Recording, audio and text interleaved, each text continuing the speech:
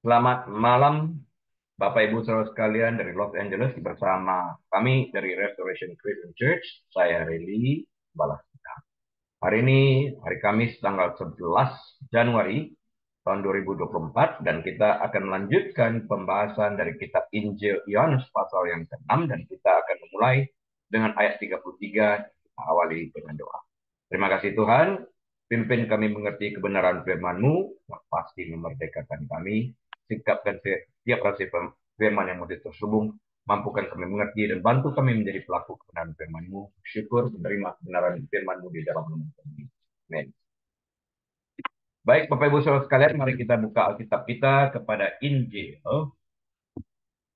Yohanes pasal yang ke-6 ayat 33 yang akan saya bacakan bagi kita sekalian.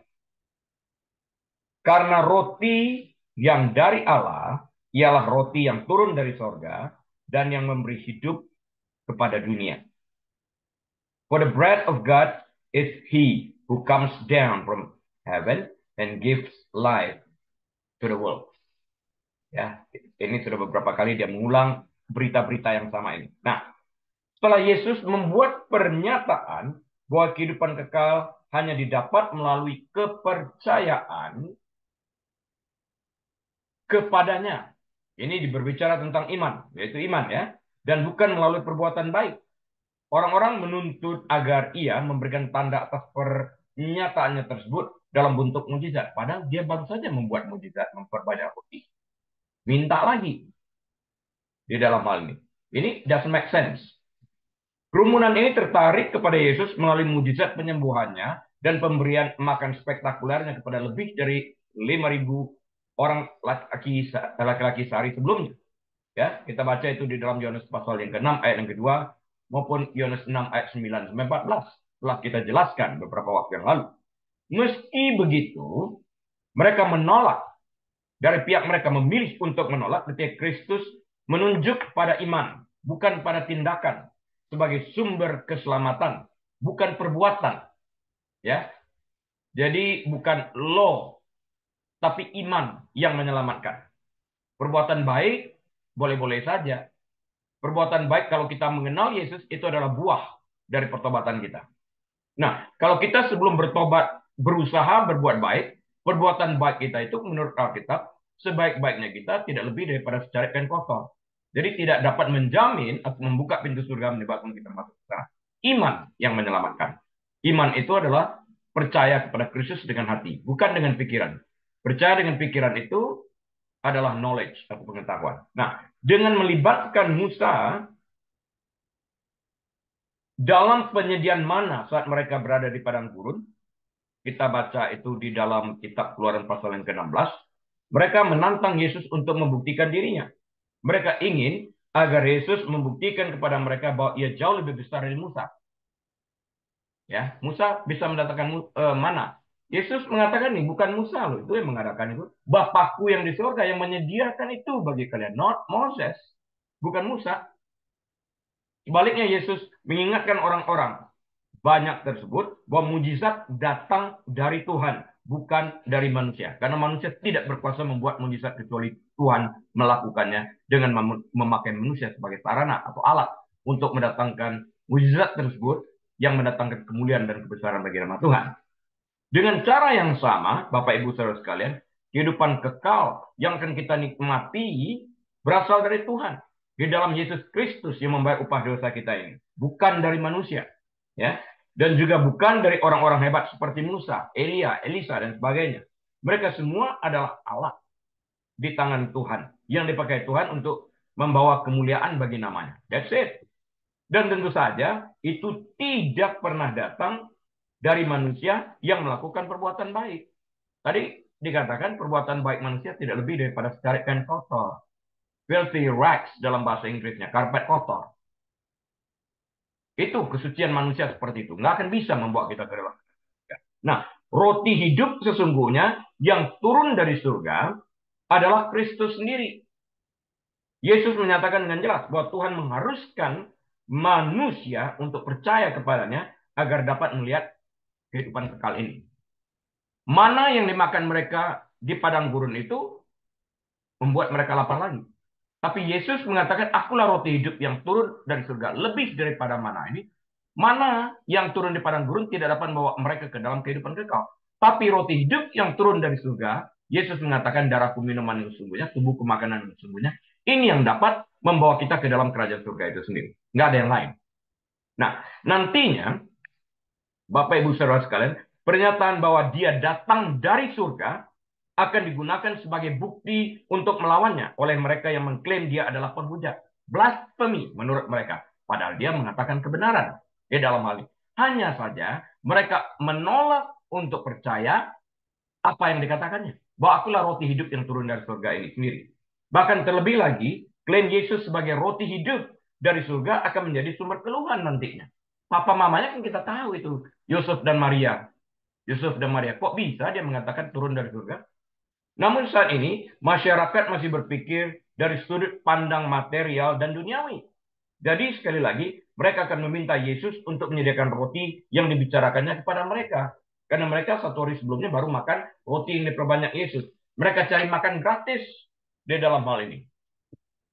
Jadi mereka berpusat kepada mujizat yang dianggap mereka sebagai entertainment atau taman hiburan demikian. Sambil makan gratis. Ya. Nah, Yohanes 6 ayat 34, kita lanjutkan baca. Maka kata mereka kepadanya, Tuhan, berikanlah kami roti itu senantiasa. Then they said to him, Lord, give us this bread always. Mereka menunjuk kepada roti fisik untuk makanan sehari-hari. Yesus menunjuk kepada dia roti hidup yang dapat menyelamatkan. Dua hal yang berbeda di dalam hal ini. Ketika Yesus berbicara dengan wanita Maria, Yohanes 4, 1-26 yang telah kita bahas beberapa bulan yang lalu, wanita Samaria ini pun salah memahami ajaran rohaninya. Ajaran rohani daripada Yesus sendiri. Yang wanita ini dinilai secara materi, air secara fisik. Ketika Yesus menyebutkan air hidup kepadanya, dia meminta Yesus untuk memberikan air untuk diminum. Yohanes 4 ayat 15. Di sini mereka juga meminta roti untuk dimakan setiap hari. Padahal Yesus berbicara tentang roti hidup. Yesus berbicara dengan wanita Samaria itu tentang air hidup. Dia mengertikan seperti air fisik. Ya, entah sarkastik atau serius, tanggapannya menunjukkan bahwa fokusnya adalah pada tindakan, pekerjaan, dan materi. Itu aja pikiran manusia, tidak melihat hal yang rohaninya. Percakapan Yesus selanjutnya dengan wanita itu dimaksudkan untuk menjelaskan sifat spiritual dari pernyataan-pernyataannya ini. Nah, ayat ini, Yohanes 6 ayat 34, adalah contoh lain tentang perlunya Yesus memperbaiki kebingungan antara perkara jasmani dan rohani. Harus dilempengkan, harus diluruskan. We need to straight it up. Yesus telah berbicara kepada orang banyak tentang menjadi roti hidup dari surga. Daripada mencari makanan yang mudah rusak, umat manusia harus mengejar makanan yang kekal. Yohanes 6 ayat 27, Yesaya 55, ayat yang kedua. Ya. Makanan itu hanya datang dalam bentuk apa? Makanan itu hanya datang dalam bentuk kepercayaan, yaitu iman kepada anak manusia. Yohanes 6 ayat 27-29. Nah, Yesus baru saja memberikan pernyataan yang jelas bahwa roti hidup adalah pribadi yang datang dari surga yang memberi kehidupan kepada dunia. Dunia maksudnya di sini adalah orang-orang berdosa yang nantinya akan beriman kepada dia. Ya, bukan dunia di mana kita tinggal. Karena dunia di mana kita tinggal ini Alkitab berkata suatu saat langit dan bumi berlalu, tapi firman-Nya kekal. Ya, seperti yang dilakukan wanita Samaria, orang-orang ini sama sekali tidak mengerti maksud Yesus. Dan sekali lagi meminta sesuatu yang bersifat materi. Bikin lagi dong, perbanyak lagi dong rotinya. Beri dong kami makan roti ini setiap hari gratis. Jadi nggak usah kerja, maksudnya demikian. Ya, pikiran mereka pada sesuatu yang bersifat material, sementara mereka mengabaikan sesuatu yang bersifat rohani. Mereka gagal melihat bahwa Yohanes menyebut mujizat itu sebagai tanda. Bayangkan aja, kalau kita berjalan di jalanan, baik jalan lokal maupun di jalan tol, di jalan freeway, banyak tanda-tanda yang harus kita perhatikan. tanda-tanda itu memberikan makna. Misalnya kita lihat ada tanda belok ke kanan dan kemudian ada tanda menyilang. Artinya tidak boleh belok kanan dia dalam hal ini. Tanda perboden, nggak boleh. Terlihat jelas di sana. No right turn on red. Ditulis di sana juga. Misal. Tidak boleh belok kanan pada waktu lampu merah. Yang biasanya boleh. Kita harus mengerti tanda-tanda ini. Nah, karena Yohanes, penulis Injil Yohanes ini, mengatakan mujizat itu sebagai tanda, maka kita harus mengertikan bahwa mujizat itu sebagai tanda yang harus kita mengerti maknanya. Jadi kalau Yesus mengubah air menjadi anggur, maknanya apa? Yesus memperbanyak roti, maknanya apa di dalam hal ini? Dia berbicara tentang kehidupan rohani, tentang kehidupan kekal. Tapi orang-orang yang menerima ini menganggapnya sebagai sebuah entertainment, sebagai suatu hiburan. Dua hal yang berbeda. Wanita Samaria itu pun mengerti tentang air hidup itu sebagai air fisik. Padahal dia berbicara secara jelas tentang ini. Karena itu kita harus mengerti tanda dan memaknai tanda itu seperti tanda itu sendiri dengan mengerti konteks pembicaraan itu. Mujizat atau tanda. Artinya apa? Yang tersembunyi di balik mujizat tersebut. Yaitu berita bahwa Yesus adalah Tuhan. Yohanes hanya menulis 7 dan sekian banyak mujizat. Namun 7 ini lengkap. Cukup untuk membuat orang mengerti Yesus itu sesungguhnya Tuhan. Ya, di dalam hal ini. Jadi kita harus mengerti makna itu. Ada yang lalu kita berbicara waktu Yesus naik ke perahu setelah dia berjalan di atas air, sekonyong-konyong perahu itu sampai di seberang. Nah, ini adalah bonus mujizat yang kita lihat. Mana ada orang yang naik perahu mendadak itu sampai ke seberang. Itu artinya Yesus tidak terbatas oleh waktu dan space kan, tempat. Not limited by time and space. Jelas dia menunjukkan di sana pribadinya sebagai Tuhan. Kok gagal orang melihat ini? Orang melihatnya sebagai entertainment. Ini yang harus kita mengerti, termasuk hari ini. Kalau kita melihat mujizat, orang mati bangkit atau orang bisu berbicara, orang buta melihat, orang lumpuh berjalan. Kita harus melihat pribadi di belakang yang mengadakan ini adalah Tuhan, bukan hamba Tuhan yang melalui tangannya Tuhan pakai sebagai sarana untuk mengadakan mujizat. Karena itu setiap hamba Tuhan yang dipakai Tuhan dalam bidang ini tidak pernah boleh menyombongkan diri atau mengagungkan diri dan mengecilkan Tuhan. Yohanes Pembaptis mengatakan, biarlah aku semakin kecil, Tuhan itu semakin besar. Ini penting kita hayati di dalam hati kita yang terdalam, agar kita tidak mencuri kemuliaan Tuhan itu sendiri.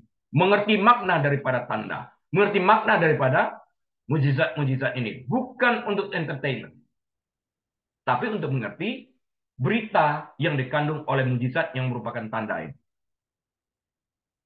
Kita lanjuti. Yohanes 6 ayat 35. Kata Yesus kepada mereka, akulah roti hidup. Barang siapa datang kepadaku, ini pilihan, barang siapa datang kepadaku, ia tidak akan lapar lagi. Dan barang siapa percaya kepadaku, ia tidak akan haus lagi. And Jesus said to them, I am the bread of life. He who comes to me shall never hunger, and he who believes in me shall never thirst. Ini pilihan kita loh untuk datang itu. Aku air hidup.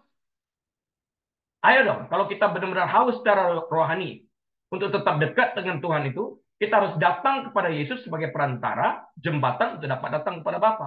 Kalau kita lapar secara rohani, kita harus datang kepada Yesus yang adalah roti hidup ini untuk menjembatani kita datang kepada Bapa melalui Dia.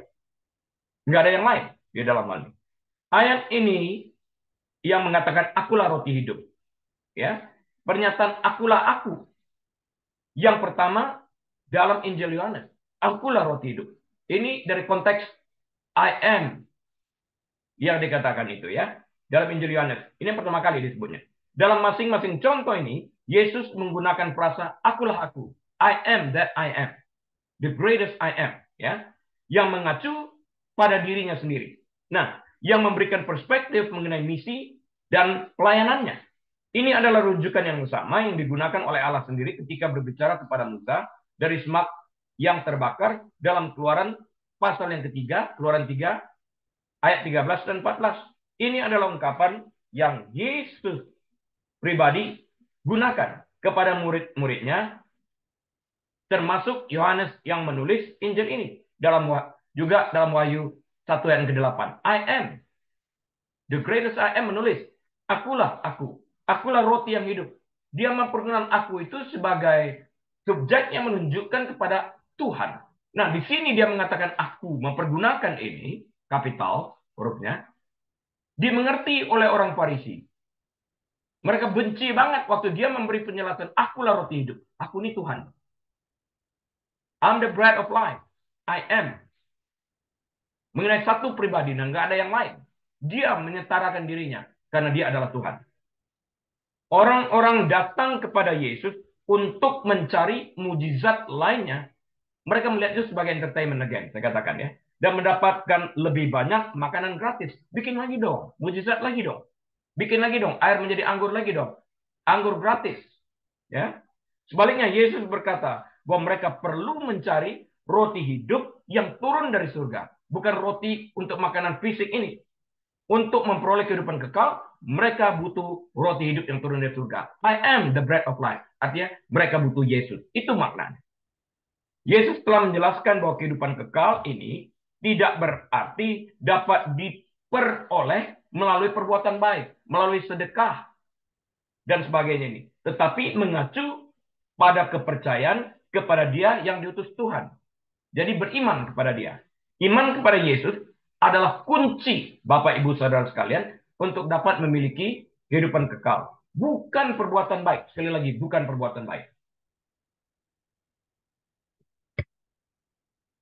Perbuatan baik itu adalah byproduct daripada iman kita kepada Kristus ini. Di sini, Yesus secara eksplisit menyatakan bahwa dia sendirilah yang diutus oleh Tuhan, Bapa Surgawi. Kehidupan kekal hanya dapat diperoleh melalui iman kepada Yesus Kristus ini. Yohanes 14 ayat 6. Yohanes 3 ayat 36. Kisah para Rasul 4 ayat 12.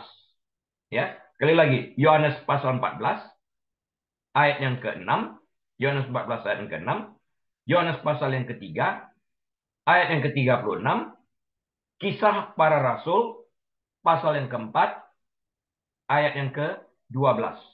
Nah, Yesus melanjutkan analogi makanan di sini, menggabungkan gagasan tentang kelaparan rohani. Matius 4 ayat yang keempat. Dan kehausan rohani.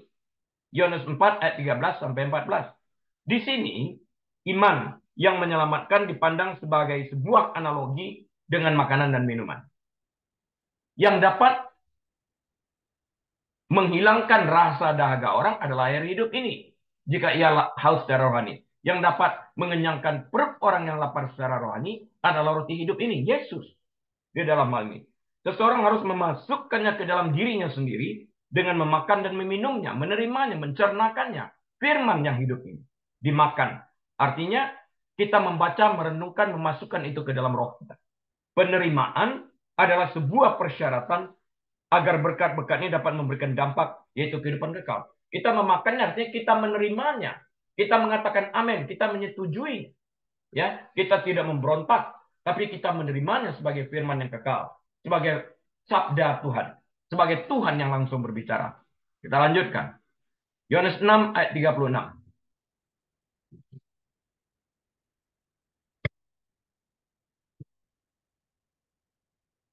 Tetapi aku telah berkata kepadamu, sungguh pun kamu telah melihat aku. Kamu tidak percaya. But I said to you that you have seen me and yet do not believe. Wow. Kok bisa ya? Dia dalam hal ini. Yesus terang-terangan mengatakan, kamu sudah lihat aku nih. Yet you believe not. Ya. Yesus sedang memperjelas tujuan pelayanannya. Mujizat yang spektakuler ini dan makanan gratis melalui roti dan ikan yang diperbanyak bukanlah inti dari misinya di bumi, bukan. Ya, hal-hal material juga tidak dimaksudkan untuk menjadi fokus kehidupan kita karena hal-hal material ini juga dapat bersifat sementara. Suatu saat langit dan bumi pasti berlalu, tapi firman Tuhan kekal selamanya dan Yesus itu adalah firman Allah yang hidup, yang turun dari surga menjadi manusia. Jadi kita harus fokus pada apa? pada hal-hal yang kekal, yang tidak terlihat ini. Yang paling penting adalah beriman kepada Kristus yang dapat menyelamatkan kita. Yohanes 6 ayat 27 sampai 29 tadi kita katakan. Yohanes 6 ayat 27 sampai 29. Yesus menentang gagasan keselamatan berdasarkan perbuatan baik. Oh bukan. Dengan mengajarkan bahwa keselamatan hanya didapat oleh mereka yang beriman kepada Dia yang diutus oleh Allah. Dia menekankan ini berkali-kali. We are saved by grace through faith alone. Kita diselamatkan karena kasih karunia oleh anugerah Allah di dalam Kristus Yesus melalui iman kita. Nah, dalam Yohanes pasal yang ketiga, Yesus menjelaskan kepada Nikodemus yang datang pada malam hari kepada Yesus bahwa dia harus mengetahui cara-cara keselamatan karena dia adalah ahli hukum Taurat. Yohanes 3, 9-10.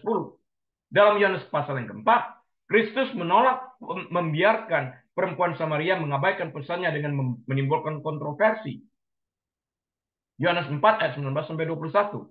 Dalam Yohanes pasal yang kelima, Yesus mengkritik orang Farisi karena mempunyai akses terhadap firman Allah yang tertulis, namun gagal mengenali Dia sebagai Mesias.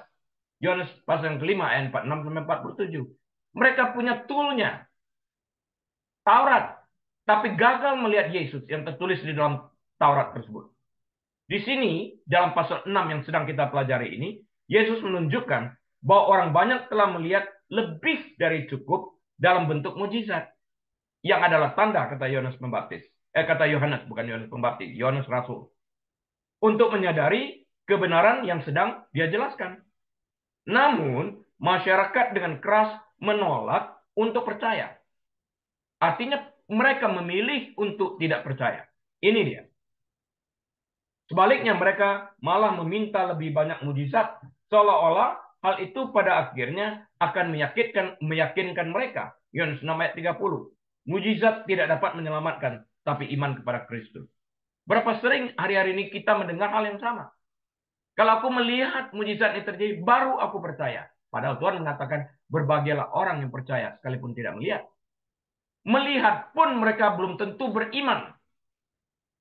Bahwa mereka gagal melihat bahwa itu adalah pekerjaan Tuhan. Lihat waktu Musa atas perintah Tuhan mengadakan begitu banyak mujizat. Bukankah para ahli sihir juga melakukan hal yang sama sampai mereka gagal melakukan hal-hal mujizat lainnya? Mereka juga dapat menentangkan nyamuk, mereka juga dapat mengubah air menjadi darah. Jadi mereka begitu sombongnya dan gagal melihat pekerjaan Tuhan. Waktu katak datang, nah mereka baru tobat. Waktu anak sulung mati, baru mereka sadar. Namun mereka bukan bertobat, mereka bahkan mengejar orang-orang Israel setelah mereka biarkan pergi, akhirnya mereka semua tenggelam di Laut Merah. Padahal mereka melihat Laut Merah itu dibelah di depan mata mereka. Gagal untuk mengerti bahwa ini pekerjaan Tuhan. Jangan sampai kita melihat mujizat dan kita gagal melihat bahwa Allah yang melakukan segala-galanya ini, bukan manusianya. Karena itu jangan kita mengkultuskan hamba Tuhan. Penting diingat. Ya. Mari kita lanjutkan dengan Yohanes pasal yang ke-6 ayat yang ke-37. Semua yang diberikan Bapa kepadaku akan datang kepadaku, dan barang siapa datang kepadaku, ia tidak akan kubuang. Nah, nanti akan diulang lagi nih ya, beberapa ayat setelah ini, 6 ayat kira-kira sesudah ini. Akan diulang kembali. Jadi kita perhatikan nih, perhatikan saya baik-baik pembahasan daripada Yohanes 6 ayat 37 ini. Kita baca sekali lagi. Semua yang diberikan Bapa kepadaku akan datang kepadaku. Dan barang siapa datang kepadaku, ia tidak akan kubuang. All that the Father gives me will come to me. And the one who comes to me, I will by no means cast out. Kita lihat baik-baik ya. Semua yang diberikan Bapa kepadaku akan datang kepadaku. Ini putusan. Ya, kita lihat nanti. Orang banyak yang mengikuti Yesus sebagai hasil mujizat penyembuhannya tertulis dalam Yohanes 6 ayat yang kedua, melihat dia melakukan tindakan supranatural, melakukan mujizat pada hari sebelumnya. Yohanes 6 ayat 9-14, memperbanyak roti dan ikan. Dalam ayat ini, Yesus berusaha menjelaskan bahwa pelayanannya pada hakikatnya bersifat spiritual, bersifat rohani, bukan materi. Orang-orang yang terpaku pada gagasan tentang materi dan konsep bekerja demi keselamatan mereka sendiri. Sebaliknya, Yesus menunjukkan pada satu-satunya cara keselamatan. Bukan dengan cara berbuat baik, bekerja, dan berusaha melakukan hukum Taurat. Bukan. Tapi beriman kepadanya. Kepercayaan kepada dia yang telah diutus Allah ke dalam dunia. Itu yang menyelamatkan. I'm the bread of life. Yang diutus Allah. Dia yang memberikan kehidupan itu. Yesus menyebut dirinya sendiri sebagai roti hidup. Yohanes 6 ayat 35 tadi kita baca. Yang tidak akan dikenali oleh orang-orang meskipun mereka telah melihat lebih dari cukup bukti-buktinya. Namun mereka menuntut lebih lagi. Kalau sekarang tidak percaya, nanti juga tidak percaya sekalipun ribuan mukjizat dibikin. Hal yang sama dikatakan Bapak Abraham. Waktu orang kaya itu menuntut kepada Bapak Abraham, kirimlah Lazarus. Bangkitkan dia. Kirimkan kepada saudara-saudaraku yang masih ada di sana. Dia bersyafaat agar mereka jangan datang ke tempat penyiksaan ini. Bapak Abraham katakan, ada pada mereka kesaksian para nabi. Mujizat-mujizat itu bisa dilihat. Kalau mereka tidak percaya, sekalipun ada orang mati dibangkitkan, mereka tetap tidak percaya. Dia dalam hal ini. Bukti-buktinya cukup. Kita perlu mengerti melihat di balik bukti-bukti mujizat tersebut ada kuasa yang terselubung. Tuhan yang mengadakan ini. Yang menyelamatkan kita. Ayat ini terus menjelaskan gagasan tentang kehidupan kekal dan menyentuh setidaknya dua doktrin yang kontroversial dalam agama Kristen. Dua doktrin kontroversial ya. Yang pertama adalah predestinasi. Sering kita dengarnya, yang tersirat dalam penggunaan frasa segala sesuatu yang Bapa berikan kepadaku akan datang kepadaku. Ini predestinasi. Nah, hal ini memberi kesan bahwa orang yang menerima ajaran Yesus, bahwa dialah roti hidup, artinya orang yang memperoleh hidup kekal, identik dengan orang yang diberikan kepadanya oleh Allah Bapa. Logikanya hal ini menyiratkan bahwa mereka yang tidak datang kepada Kristus belum diberikan kepadanya. Nanti akan saya ulas lebih lanjut ya. I will elaborate it. Ada berbagai teori tentang apa maksudnya. Apa sebenarnya maksudnya? Apa yang dimaksudkan dengan ini? Ada yang mengartikan ini sebagai keteguhan garis keras dari Tuhan. Ada pula yang melihat hal ini sebagai rujukan pada kedaulatan pilihan Allah dalam masalah keselamatan. Hal ini mungkin berarti bahwa Allah berupaya untuk membawa manusia kepada iman yang menyelamatkan.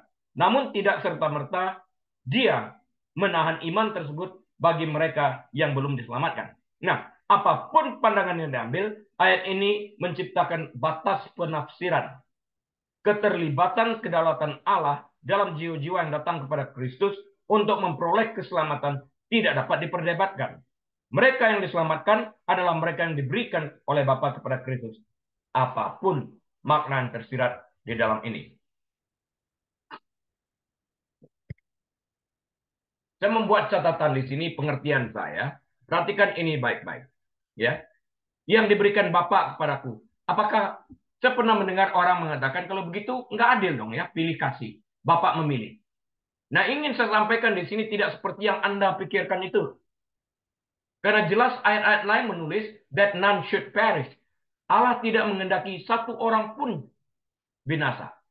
Nah, bagaimana kita mengertikannya? Bagi saya pribadi, karena manusia diberikan free will pada saat Allah menciptakan manusia, yaitu kebebasan untuk berkehendak atau free will dalam bahasa Inggrisnya, oleh Tuhan itu diberikan saat manusia diciptakan. Maka manusia dapat membuat apa? Pilihannya sendiri untuk percaya atau tidak percaya kepada Kristus, untuk beriman atau untuk tidak beriman kepada Kristus. Allah yang Maha Tahu, kita dapat lihat di dalam kitab Yesaya 46 ayat ke-10, terbaik kalau membaca New King James Version yang memulai declaring the end from the beginning. Artinya, God knows everything even before a story ever started.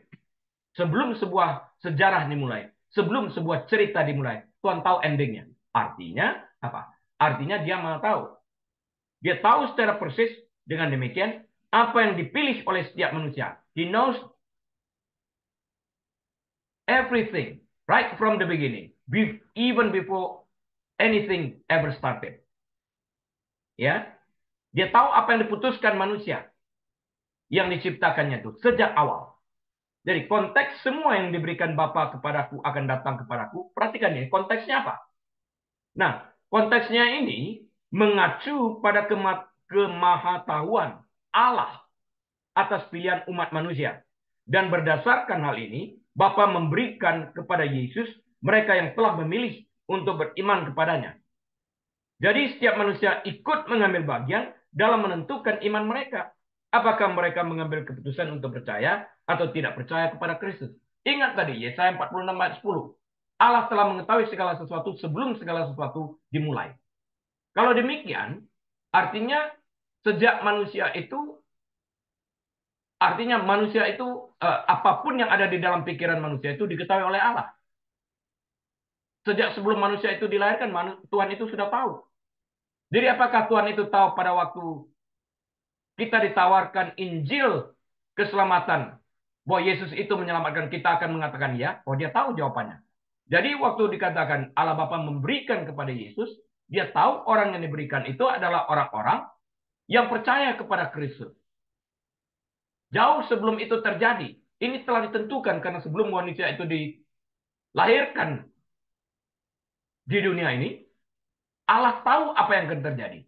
Jadi pemberiannya itu adalah berdasarkan kemahatauannya bahwa orang-orang tersebut pada waktu-waktu tertentu akan membuat keputusan untuk menerima Yesus sebagai Tuhan dan Juru Selamat. Jadi mereka ikut mengambil andil di dalam hal ini. Jadi bukan Allah pilih kasih di dalam arti Allah memberikan. Jadi dia pilih-pilih. Oh bukan. Di dalam hal ini. Jadi manusia ikut di dalam ini. Dan lagi tertulis ya, di dalam 2 Petrus pasal yang ketiga, ayat yang ke-9. Perhatikan nih, 2 Petrus 3, ayat yang ke-9. 2 Peter chapter 3 verse 9. Tuhan tidak lalai menepati janjinya. Sekalipun ada orang yang menganggapnya sebagai kelalaian. Tetapi ia sabar terhadap kamu. Karena ia menghendaki supaya jangan ada yang binasa. Melainkan supaya semua orang berbalik dan bertobat.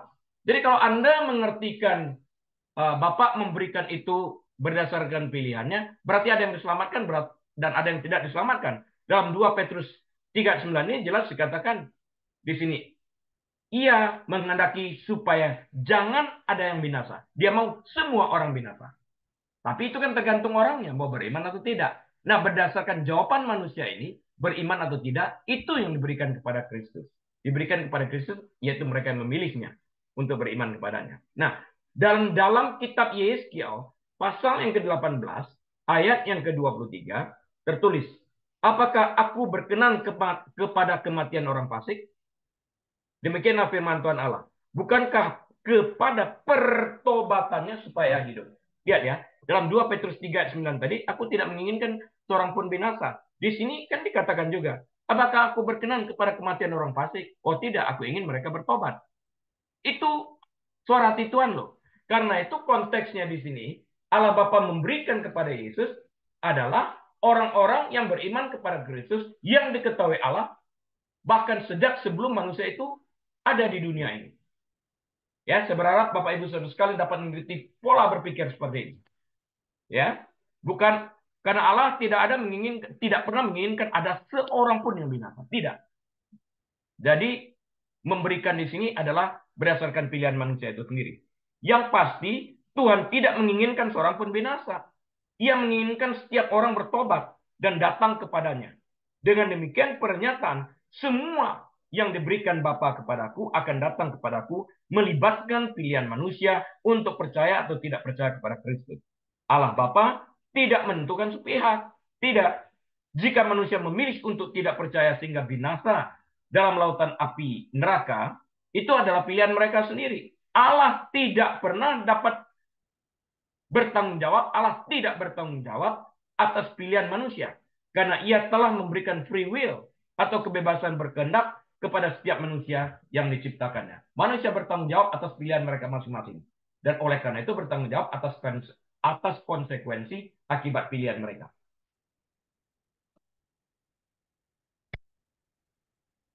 Sekali lagi, setiap manusia berdasarkan free will mereka dapat memilih apapun juga. Tetapi tidak berarti bahwa mereka bebas daripada konsekuensi akibat daripada pilihan mereka, baik ataupun buruk. Doktrin kedua yang tercakup dalam ayat ini adalah doktrin keselamatan kekal. Ya, ini adalah gagasan bahwa mereka yang benar-benar diselamatkan di dalam Kristus tidak akan pernah kehilangan keselamatannya dibandingkan dengan nuansa predestinasi. Alkitab jauh lebih spesifik dalam hal ini. Ayat khusus ini secara teknis hanya berbicara tentang penerimaan Kristus tanpa syarat terhadap siapapun yang datang kepada Yesus. Dengan kata lain, kata-kata ini hanya menunjukkan bahwa mereka yang beriman kepada Kristus, seperti yang tertulis dalam Yohanes 6 ayat ke-35, pasti ada jaminan, pasti akan diselamatkan. Tidak mungkin tidak. Yang datang kepadaku, in no way I will cast them out. Diterima, asal beriman.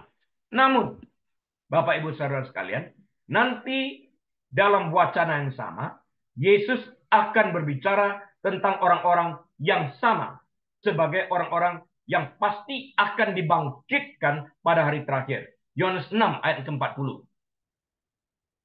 Ayat 44 dan ayat 54. Sekali lagi, Yohanes pasal yang ke-6, ayat 40. Ayat 44 dan ayat 54. Hal ini menjadikan Yohanes pasal yang ke-6 ayat 37 sebagai dukungan yang berguna bagi doktrin keselamatan kekal, namun hanya dalam konteks ayat-ayat selanjutnya. Harus dikombinasikan dengan ayat-ayat berikut yang akan kita pelajari. Selain itu, Yohanes pasal yang ke-10 ayat 27 sampai 29 yang nanti akan kita bahas, bukan hari ini, sudah barang tentu. Masih 4 pasal dari sekarang. Juga memberikan jaminan. Jaminannya apa? Kalau saya baca sebentar bagi kita sekalian, Yohanes pasal yang ke-10 ayat 27 sampai 29. Domba-dombaku mendengarkan suaraku, dan aku mengenal mereka, dan mereka mengikut aku. Ayat 28. Dan aku memberikan hidup yang kekal kepada mereka, yaitu domba-dombanya. Yaitu mereka yang datang kepada Yesus yang kita bicarakan tadi. Dan mereka pasti, ini jaminan, tidak akan binasa sampai selama-lamanya. Sampai kapan? Sampai selama-lamanya. Dan seorang pun tidak akan merebut mereka dari tanganku. 29. Bapakku yang memberikan mereka kepadaku. Ingat yang tadi? Bapak memberikan lebih besar daripada siapapun. Dan seorang pun tidak dapat merebut mereka dari tangan Bapa. Jadi tidak dapat merebut dari tangan Bapa, maupun tidak dapat merebut dari tangan Yesus. Jadi double security di dalam hal ini. Ya, dari tangan Bapa aja nggak bisa direbut, dari tangan Yesus pun tidak dapat direbut. Sekarang dikatakan dua-duanya. Double security, artinya kekal. Luar biasa ya. Yohanes pasal yang ke-6 ayat 38, kita lanjutkan. Sebab aku telah turun dari sorga, bukan untuk melakukan kehendakku. Jadi dia menyebutkan purpose-nya ini. Tetapi untuk melakukan kehendak dia yang telah mengutus aku. For I have come down from heaven, not to do my own will, but the will of him who sent me. Jadi kalau Yesus sendiri mengatakan ini, dia taat, dia surrender kepada Allah Bapa dan kehendaknya, kenapa kita tidak dapat? Kita belajar dari teladan ini. Orang-orang yang sedang berjuang untuk memahami ajaran Yesus, baru-baru ini Yesus berusaha menjelaskan bahwa mujizat-mujizatnya dimaksudkan untuk menunjukkan kebenaran yang lebih besar. Bapaknya yang mengutusnya untuk melakukan itu. Bapaknya yang mengatakan, bangkitkan Lazarus. Bapaknya mengatakan, mengubah air menjadi anggur dan sebagainya. Daripada berfokus pada hal-hal materi, umat manusia seharusnya menekankan hal-hal surgawi yang kekal. Again, di sini kita melihat ya, Injil kemakmuran itu bertentangan dengan konteks ini. Ya, demikian pula roti yang disediakan Yesus, seperti mana yang disediakan Musa, hanya dimaksudkan sebagai tanda. Tanda. Tadi rambu-rambu lalu lintas bilang, Kak, tanda. Kita kalau tidak mengerti membaca rambu-rambu lalu lintas, tanda-tanda lalu lintas, ini repot loh, apalagi mengendaраkan mobil kalau tidak mengerti maksudnya. Kita harus mengerti, kalau nggak akan bisa lulus ujian SIM. Ada yang katakan ya nyontek. Ya waktu Anda menyetir kan nanti repot kalau nggak mengerti. Bisa mencelakakan orang lain, dan mencelakakan diri Anda sendiri. Tanda itu seharusnya mengarahkan manusia kepada roti hidup. Ada tandanya. Apakah tanda belok kanan itu membawa kita kepada belokan kiri? Oh tidak, jelas tanda belok kanan, kita belok kanan dong. Kita berada pada jalur kanan untuk belok kanan. Untuk belok kiri, kita harus berada pada jalur kiri. Jalur tengah kita untuk jalan lurus. Kita harus mengerti rambu-rambu ini. Kalau tanda itu menunjukkan kepada roti hidup, kita akan datang kepada roti hidup selama kita mengenal tanda itu. Kalau kita gagal mengenal tanda, kita akan sampai ke tempat yang lain. Kalau kita melihat tanda kanan, kita belok kiri, ya kita sampai ke tempat lain. Ya. Demikian pula roti yang disediakan Yesus seperti mana yang disediakan Musa. Hanya dimaksudkan sebagai tanda. Tanda itu seharusnya mengarahkan manusia kepada roti hidup. Yaitu pribadi apa? Yaitu pribadi yang diutus oleh Allah. Roti hidup. Akulah roti hidup yang turun dari surga. Diutus oleh Allah Bapa. Jadi tertulis itu di dalam Yohanes pasal yang ke-6 ayat 27-33 ya. Sehingga semua orang yang percaya kepadanya, artinya kepada Yesus, memperoleh hidup yang kekal. Yohanes 6 ayat ke-40. Sekali lagi, Yesus menyatakan bahwa dia telah turun dari surga. Turun dari surga. Yohanes 6 ayat 33. Dari sudut pandang para pengkritik Yesus, ini adalah penghujatan dan akan menjadi bagian dari kritik mereka terhadap dia selama penangkapannya. Hal ini tidak hanya berani, tetapi juga sangat tidak bermoral jika diklaim oleh orang normal. Namun inilah tema utama Injil Yohanes, bahwa Yesus Kristus sebenarnya adalah Allah yang berinkarnasi. Yohanes 20 ayat 31.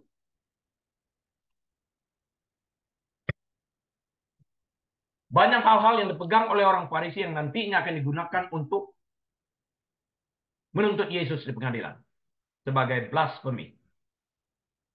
Tapi gagal semuanya ya. Menurut mereka, mereka menang dengan kematian Kristus di kayu salib. Padahal itulah kemenangannya. Karena itu tersurat bahwa dia harus mati di kayu salib untuk membayar upah dosa. Mati, dia bayar upah dosa, dia nyatakan selesai pada saat dia bangkit. Luar biasa. Dalam ayat ini, Yesus juga memberikan referensi tambahan mengenai ketaatannya kepada Allah Bapa. Sebagai warisan, sebagai bagian dari Trinity, dari Tritunggal, Yesus Kristus adalah Allah Putra. Jadi kehendaknya dan kehendak Bapa selalu selaras. Namun sebagai manusia seutuhnya, Kristus juga mengalami godaan dan emosi secara fisik. Ibrani pasal yang keempat ayat ke-15. Salah satu contoh teladannya yang tidak berdosa kepada kita adalah kesediaannya untuk menaati Allah. Apapun konsekuensinya. Markus 14 ayat 36. Dan apapun resikonya. Filipi 2 ayat ke-8. Mati di kayu salib. Dalam konteks diskusi ini, Yesus juga menunjukkan bahwa pelayanan yang diberikan kepadanya berasal dari Allah dan harus diakui sedemikian juga.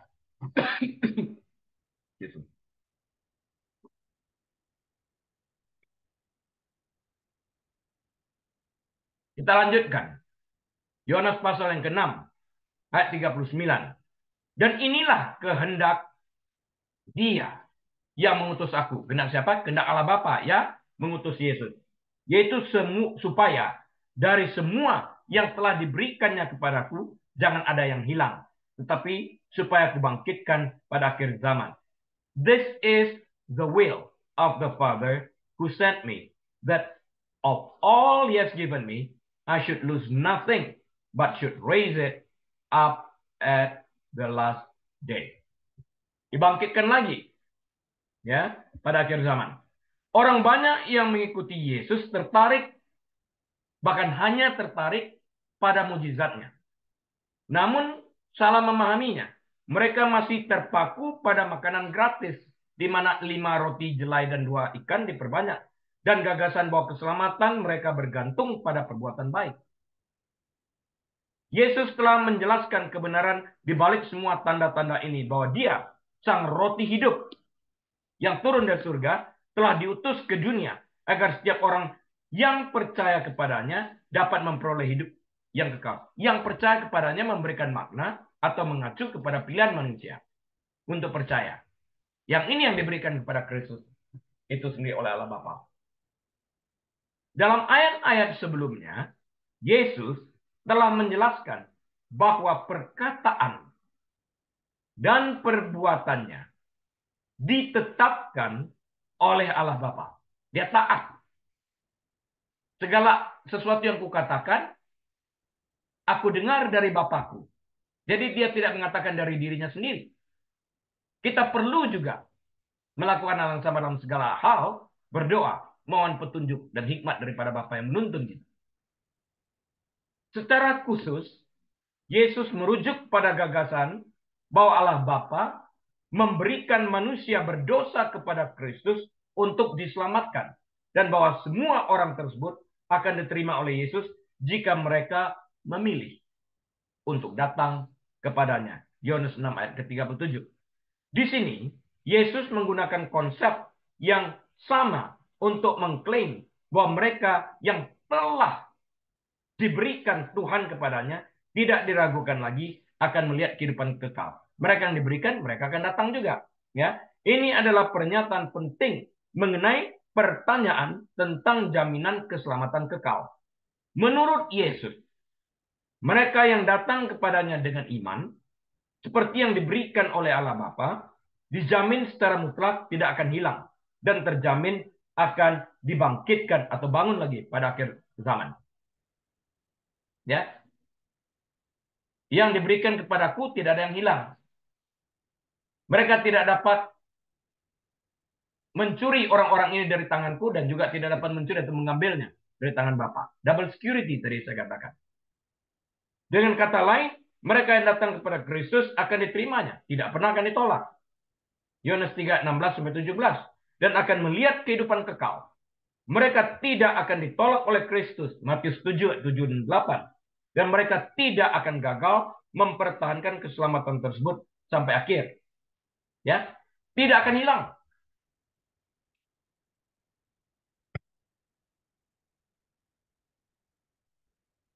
Kita lanjut. Yohanes pasal yang ke-6.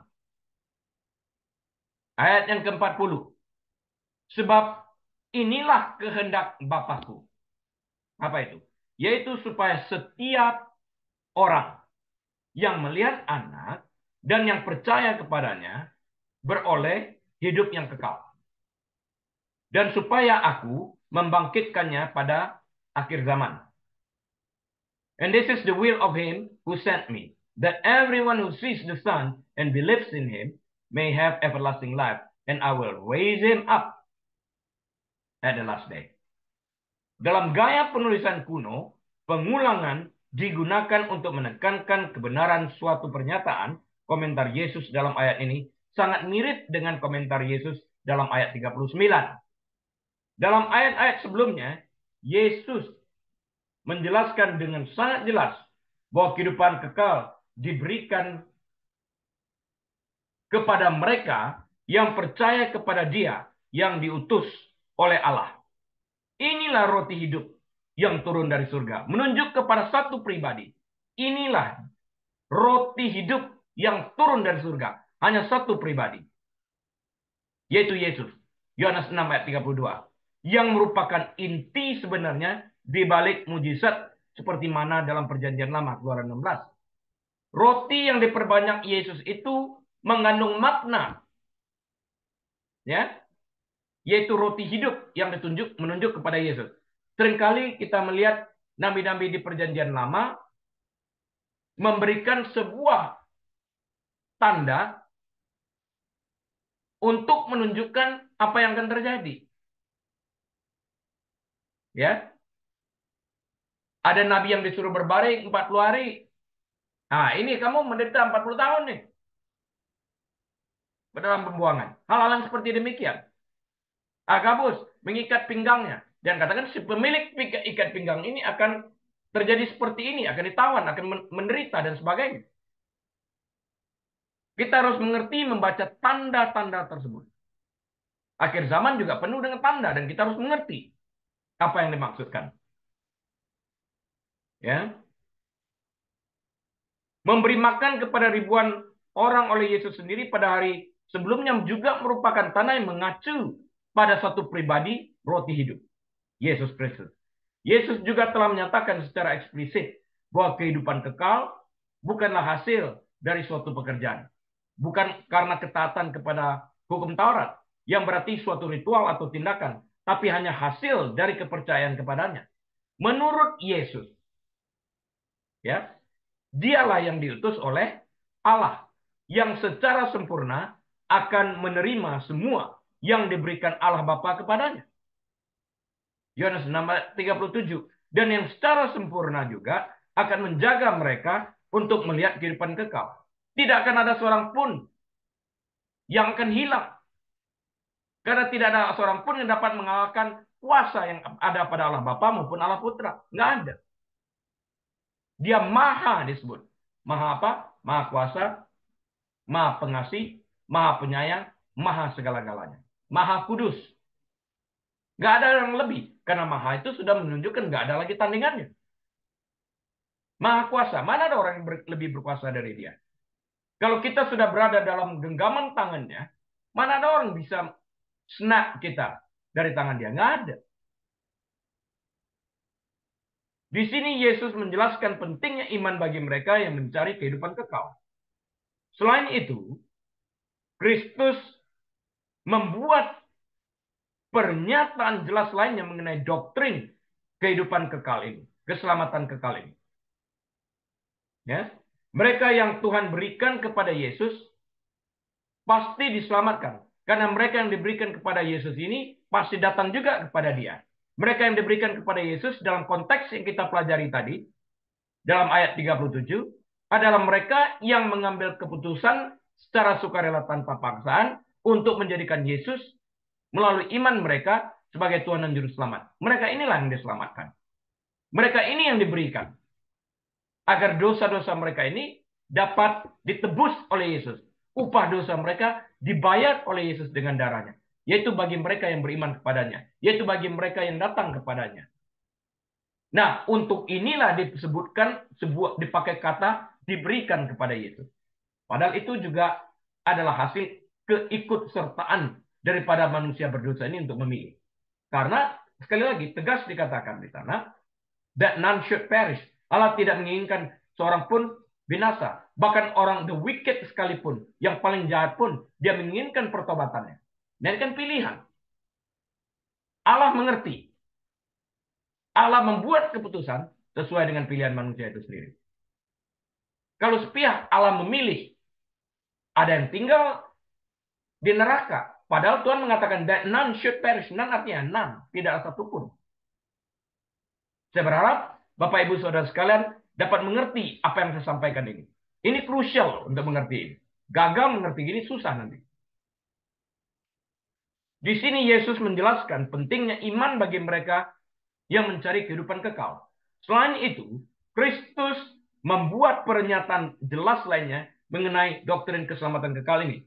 Mereka yang Tuhan berikan kepada Yesus pasti diselamatkan. Barusan kita pelajari. Mereka yang Dia selamatkan secara mutlak akan tetap diselamatkan untuk dibangkitkan pada hari terakhir. Sekali lagi, seorang yang benar-benar diselamatkan oleh Kristus, keselamatannya tidak pernah akan hilang. Amin.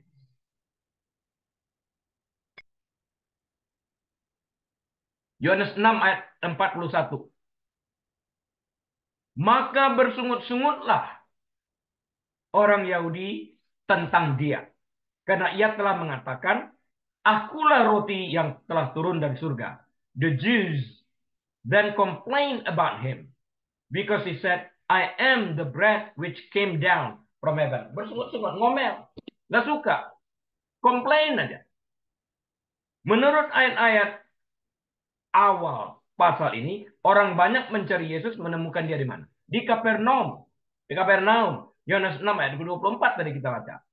Kemungkinan besar ini berarti di jalanan dekat pelabuhan. Dalam ayat terakhir dari perikop ini, Yesus secara eksplisit dikatakan sedang berbicara di sinagoga. Nggak lagi di jalanan, beralih dari jalanan dekat pelabuhan itu ke dalam bait Allah, ke dalam sinagog, ke dalam sinagoga. Yohanes 6 ayat 59. Pada titik tertentu, perbincangan tampaknya telah beralih dari forum publik yaitu di jalanan yang terbuka ke debat yang lebih bersifat pribadi sifatnya. Ayat ini menunjukkan salah satu alasan mengapa percakapan mungkin beralih ke lingkungan yang lebih pribadi dan lebih kecil sifatnya. Ya, lebih terkonsentrasikan.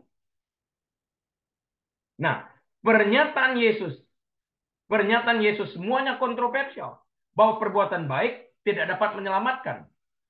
Itu kontroversial bagi orang Farisi. Bahwa hanya percaya kepada anak manusia saja yang menghasilkan kehidupan kekal. I'm the way, the truth, and the life. Kontroversial menurut mereka. Dan bahwa dia telah turun dari surga. Kok bisa? Itu kan pernyataan mereka. Kan kita tahu Yusuf bapaknya Maria ibunya. Istilah Yunani yang menggambarkan reaksi masyarakat adalah egon zigon. Egon gizon. Maaf. Egon gizon. Yang berarti bergumam. Mengeluh. Menggerutu. Ya, bersungut-sungut. Ini bukan perilaku yang baru bagi bangsa Israel yang memiliki sejarah panjang tentang bersungut-sungut, mengeluh, menggerutu di padang gurun. 40 tahun akibat menggerutu. Enggak bertobat mereka. Akibat menggerutu 40 tahun. Masih aja enggak bertobat. Bayangin itu. Ini bukan cerita baru, sudah cerita lama ini. Menggerutu, bersungut-sungut. Ya, mengeluh. Itu aja kerjanya.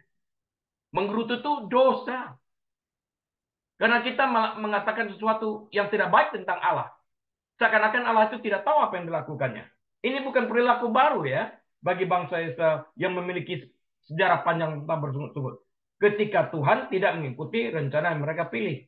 Keluaran pasal 15 ayat 24. Bilangan 14 ayat 2. Menuliskan ini. Nah, setelah meningkatkan popularitas politiknya ke tingkat yang sangat tinggi, ajaran Yesus baru-baru ini mulai disukai banyak orang. Tentu saja ini hanya membuktikan apa yang Yesus sampaikan ketika orang banyak pertama kali tiba di Kapernaum. Perhatian mereka bukanlah pada kebenaran rohani, enggak. Melainkan pada mujizat yang mereka pandang sebagai hiburan, sebagai entertainment, sulap, dan mendapatkan makanan gratis. Sembari nonton ada makanan gratis. Ya, VIP kira-kira begitu. Yohanes pasal yang ke-6 ayat 26. Mereka, orang-orang ini gagal untuk melihat bahwa tanda-tanda yang dilakukan Yesus ini berisikan pesan tentang Dia yang sesungguhnya dibalik semua mujizat yang telah dilakukannya dan yang telah mereka saksikan sendiri. Kita tutup sampai di sini, 1 jam telah berlalu. Akan kita lanjutkan minggu depan atas seizin Tuhan dengan ayat yang ke-42. Ya, mari kita berdoa. Tuhan Yesus, kami terima kasih kebenaran firman-Mu telah diajarkan, telah ditaburkan, hamba-Mu telah berhenti berbicara. Tapi kami tahu Roh Kudus terus berbicara, meyakinkan kami tentang satu pribadi, roti hidup yang turun dari surga, yaitu Kristus yang dapat mengantar kami kepada kehidupan yang kekal, yang membayar upah dosa kami dalam kuasa darahnya. Terima kasih Tuhan. Biarlah kami bukan hanya sekedar mendengar, tapi Engkau bantu kami menjadi pelaku yang aktif, yang dapat melakukan kebenaran firman dan menghasilkan buah pertobatan. Kami menerima kebenaran firman-Mu yang absolut ini, yang pasti dapat memerdekakan kami di dalam nama Tuhan Yesus. Segala puji syukur, kemuliaan, hormat, kuasa bagi Dia, anak domba Allah yang duduk di takhta yang maha kudus. Haleluya. Amin. Baik Bapak Ibu Saudara sekalian, saya mohon diri, Tuhan Yesus memberkati.